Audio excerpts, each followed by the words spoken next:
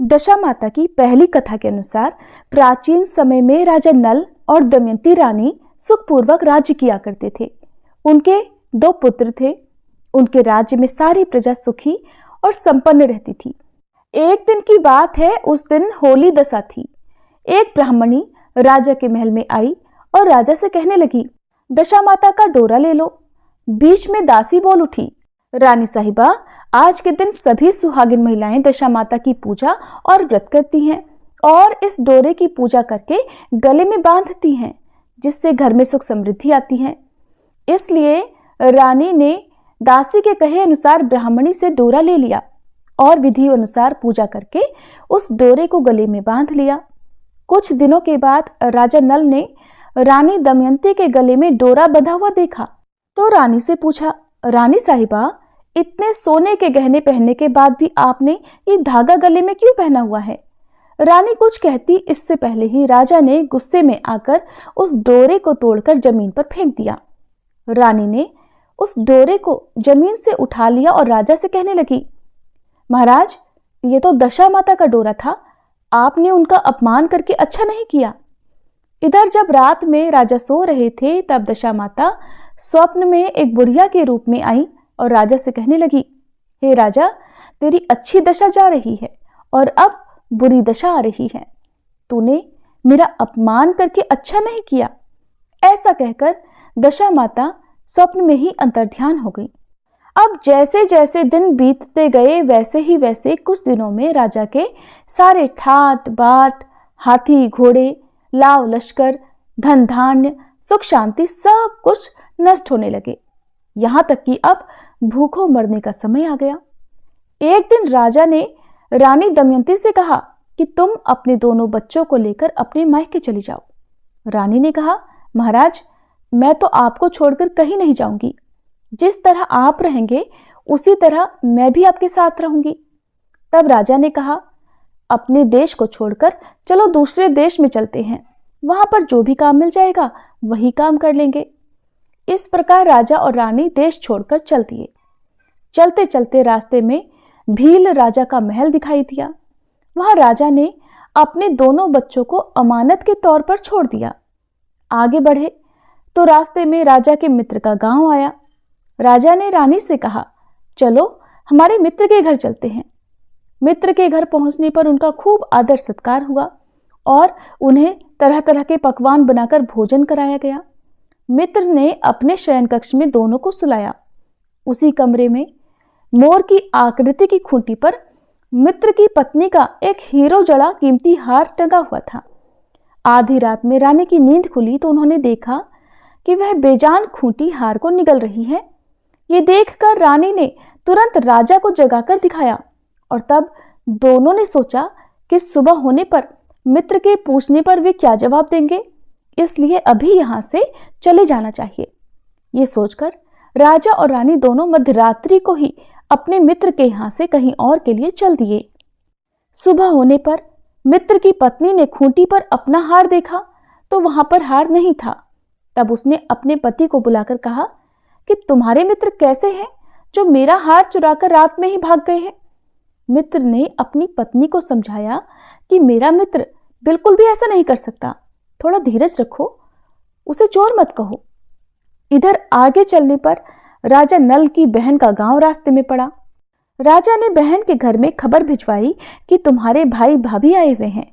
खबर देने वाले से बहन ने पूछा कि उनके हालचाल कैसे हैं। तब वह बोला कि दोनों अकेले हैं और पैदल ही आए हैं और बहुत दुखी हाल में हैं। इतनी बात सुनकर बहन थाली में प्याज और रोटी रखकर भैया भाभी से मिलने के लिए आई। राजा ने तो अपने हिस्से का खा लिया, किंतु रानी ने उसे जमीन में गाड़ दिया।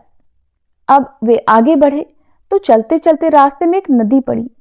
राजा ने नदी में से मछलियां निकालकर रानी से कहा कि रानी, तुम इन मछलियों को भूनो, मैं गांव में से परोसा लेकर आता हूं। गांव का नगर सेठ सभी लोगों को भोजन करा रहा था।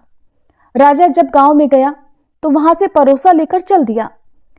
वह रास्ते में जा ही रहा था कि कहीं से उड़ती हुई एक चील आई और झपट्टा मारा तो राजा के हाथ से सारा भोजन धरती पर गिर पड़ा। राजा ने सोचा कि रानी सोचेगी कि राजा तो भोजन करके आ गया है और मेरे लिए कुछ भी नहीं लाया। उधर वे रानी जब मछलियां भून रही थी तो दुर्भाग्य से सारी मछलियां जीवित होकर वापस नदी में चली गईं। अब रानी उदास होकर सोचने लगी कि जब राजा आएंगे और पूछेंगे कि मछलियां कहाँ गई, तब मछलियों को ना देखकर वे तो यही सोचेंगे कि मैं सारी मछलियां खुद ही खा गई हूं। इधर जब राजा आए तो मन ही मन समझ गए और वे वहां से आगे चल पड़े। चलते चलते रानी के मायके का गांव आया। तब राजा कहने लगे कि तुम अपने मायके चली जाओ, वहां दासी का कोई भी काम कर लेना और मैं भी इसी गांव में कहीं नौकर बन जाऊंगा। इस प्रकार रानी महल में दासी का काम करने लगी और राजा एक तेली के घाने पर काम करने लगा। दोनों को काम करते करते बहुत दिन बीत गए। जब होली दशा का दिन आया तब सभी रानियों ने सिर धोकर स्नान किया। दासी ने भी स्नान किया। दासी ने रानियों का सिर गूंथा तो राजमाता ने कहा कि चलो मैं भी तेरा सिर गूंथ देती हूं। ऐसा कहकर राजमाता जब दासी का सिर गूंथ ही रही थी तब उन्होंने दासी के सिर में पद्म देखा। ये देखकर राजमाता की आंखें भर आईं और उनकी आंखों से आंसू की बूंदें टपक टपक कर गिरने लगी। आंसू जब दासी की पीठ पर गिरे तो दासी पूछने लगी, राजमाता आप रो क्यों रही हैं? तब राजमाता कहने लगी, तेरी जैसी मेरी भी बेटी है, उसके सिर में भी पद्म था और तेरे सिर में भी पद्म है। ये देखकर मुझे अपनी बेटी की याद आ गई। तब दासी कहने लगी, मैं ही आपकी बेटी हूँ। दशा माता के कोप से इस समय मेरे बहुत बुरे दिन चल रहे हैं, इसीलिए मैं सहायता मांगने के लिए यहाँ चली आई हूँ। माता ने कहा, बेटी फिर तूने ये बात हमसे क्यों छुपाई? दासी बनी रानी कहने लगी, माँ अगर मैं सब कुछ बता देती तो मेरे बुरे दिन नहीं कटते। आज मैं दशा माता का व्रत करूंगी और उनसे गलती की क्षमा याचना करूंगी। अब तो राजमाता ने अपनी बेटी से पूछा, अच्छा ये तो बताओ हमारे जमाई राजा कहाँ हैं? तब बेटी बोली, वो भी इसी गांव में किसी तेली के घर में काम कर रहे हैं। जब गांव में उनकी खोज कराई गई तो राजा मिल गए। फिर उन्हें भी महल में बुलवाया गया। जमाई राजा को स्नान कराया, नए वस्त्र पहनाए और पकवान बनाकर उन्हें भरपेट भोजन कराया गया। अब दशा माता के आशीर्वाद से राजा नल और दमयंती के अच्छे दिन लौट आए। कुछ दिन वहीं गुजारने के बाद दोनों ने अब अपने राज्य को जाने की बात कही। तब दमयंती के पिता ने खूब सारा धन, लाव, लश्कर, हाथी घोड़े आदि देकर बेटी दामाद को विदा कर दिया। रास्ते में वही जगह आई जहां रानी ने मछलियों को भूना था और राजा के हाथ से चील के झपट्टा मारने से सारा भोजन धरती पर गिर पड़ा था। तब राजा ने कहा कि रानी तुमने सोचा होगा कि मैंने अकेले भोजन कर लिया होगा, लेकिन चील ने झपट्टा मारकर गिरा दिया था। तब रानी कहने लगी, महाराज जी आपने भी सोचा होगा कि मैंने मछलियां भूनकर सारी अकेले ही खा ली होंगी, लेकिन वे तो जिंदा होकर वापस नदी में ही चली गई थी। चलते चलते अब राजा की बहन का गांव आया। राजा ने बहन के यहाँ खबर भेजी। खबर देने वाले से पूछा कि उनके हालचाल कैसे हैं। उसने बताया कि वे तो बहुत अच्छी दशा में हैं, उनके साथ हाथी घोड़े लाव लश्कर हैं। ये सुनकर राजा की बहन मोतियों की थाल सजाकर लाई। तभी रानी दमयंती ने धरती माता से प्रार्थना की और कहने लगी, माँ आज मेरी अमानत मुझे वापस दे दो। ये कहकर उस जगह को खोदा जहां पर उसने रोटी और प्याज गाड़ दिया था। खोदने पर रोटी तो सोने की और प्याज चांदी का हो गया था। ये दोनों चीजें बहन की थाली में डाल दी और आगे चलने की तैयारी करने लगे। वहां से चलकर राजा अपने मित्र के घर पहुंचे। मित्र ने उनका पहले के समान ही खूब आदर सत्कार और सम्मान किया। रात में विश्राम करने के लिए उन्हें उसी शयन कक्ष में सुलाया गया। मोरनी वाली खूंटी के हार निगल जाने की बात से उन्हें नींद नहीं आई। वे दोनों जाग ही रहे थे, तभी आधी रात के समय वही मोरनी वाली खूंटी हार उगलने लगी तो राजा ने अपने मित्र को जगाया और रानी ने मित्र की पत्नी को जगाकर दिखाया कि आपका हार तो इस खूंटी ने निगल लिया था और आपने सोचा होगा कि हार हमने चुरा लिया है। दूसरे दिन प्रातःकाल नित्य कर्म से निपटकर वे दोनों राजा रानी वहां से चल दिए।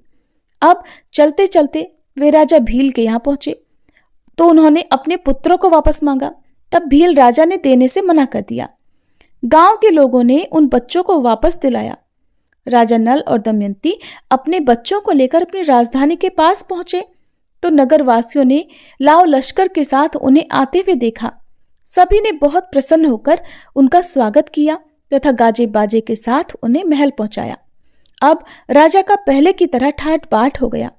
राजा नल रानी दमयंती पर दशा माता ने पहले कोप किया, हे दशा माता, ऐसा किसी पर मत करना, और बाद में जैसी कृपा की वैसी सब पर करना।